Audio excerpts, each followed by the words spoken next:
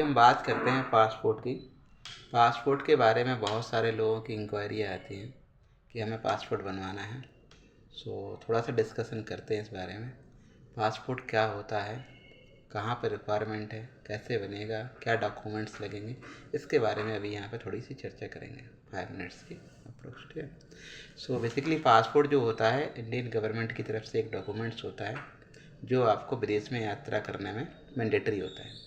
जैसे आपके पास एक आधार कार्ड है, एक वोटर आईडी कार्ड है, एक आपके पास स्कूल का आईडी कार्ड होता है। इस तरह से भारत की नागरिकता के लिए अगर आपको बाहर जाना है कहीं पे घूमने के लिए, आप उससे प्रूफ कर सकते हैं कि आप इंडियन हैं, आप इंडियन नागरिकता रखते हैं।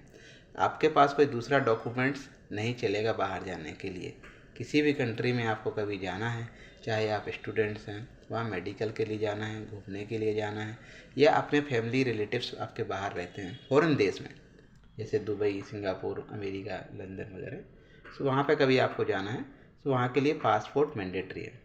एक वीज़ा भी होता है। वीज़ा क्या होता है? वीज़ा वहाँ की एम्बेसी देती है और पासपोर्ट हमारी इंडियन गवर्नमेंट देती है। दोनों में डिफरेंस है।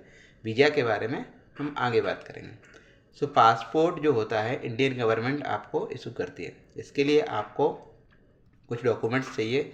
जैसे आपके पास एक पहचान का प्रूफ होना चाहिए। 3-4 डॉक्यूमेंट्स हैं उसमें, वो चाहिए आपको। जैसे आधार कार्ड आपका लग सकता है, वोटर आईडी कार्ड लग सकता है, आपका पैन कार्ड लग सकता है, आपका बैंक पासबुक लग सकता है, आपका पेंशन मिलता है तो आपका वो भी लग सकता है। तो पहचान का प्रमाण पत्र एक चाहिए, और एक आपका जन्मतिथि का प्रमाण पत्र भी चाहिए।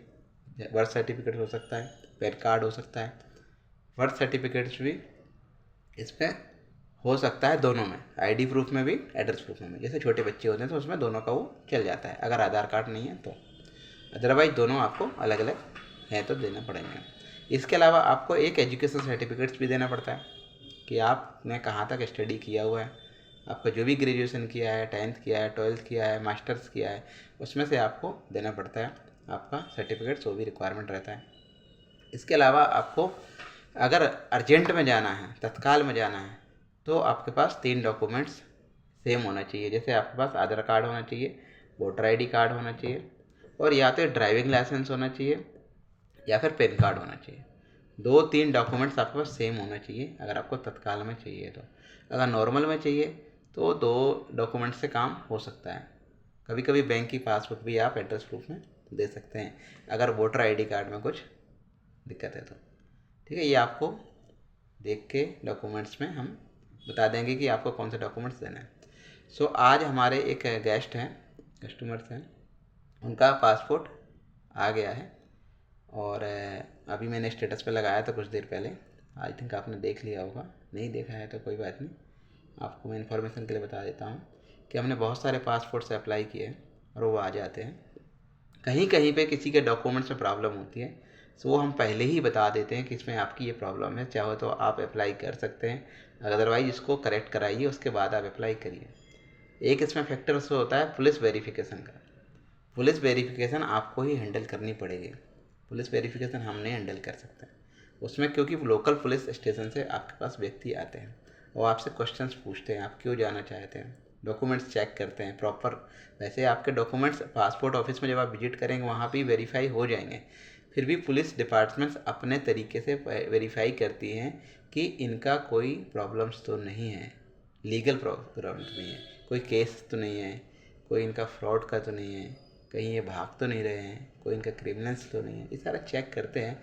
आपने जो जन्म तिथि बताई है वो भी चेक कर सकते हैं। आपका डेट ऑफ जो बर्थ का जो लोकेशन आपने बताया है, प्लेस ऑफ बर्थ जो बताया है, आप जहाँ पर करंटली रहते हैं वहाँ तो ठीक है, लेकिन आपने कहीं दूर बताया है कि आप किसी दूसरे स्टेट्स में हैं, तो फिर वो वेरीफाई करते हैं प्रॉपर। उनको डॉक्यूमेंट्स चाहिए, आपका चाहिए, नहीं तो आपके फैमिली मेम्बर्स हैं उनका चाहिए। आपको बहुत ध्यान रखना पड़ेगा जब आप पासपोर्ट अप्लाई करते हैं। पासपोर्ट के लिए आपको आप हमसे संपर्क कर सकते हैं, हम आपको गाइड कर देंगे किस तरह से पासपोर्ट का डॉक्यूमेंट्स आपका वेरीफाई हो सकता है, नहीं हो सकता है। अगर नहीं हो सकता है तो हम आपको पहले ही मना कर सकते हैं कि सर ये डॉक्यूमेंट्स आपका नहीं चलेगा, इसको करेक्ट करवा लीजिए, फिर आप दोबारा से अप्लाई कर सकते हैं। नॉर्मल सा उसमें करेक्शन करवाना होता है, उसके बाद आप उसको अप्लाई करेंगे तो आपका पासपोर्ट आ जाएगा। अगले वीडियो में हम बात करेंगे वीज़ा के बारे में कि वीज़ा क्या होता है, कैसे मिलता है और कहाँ कहाँ पे हमें वीज़ा के लिए अप्लाई करना चाहिए। Okay, thank you.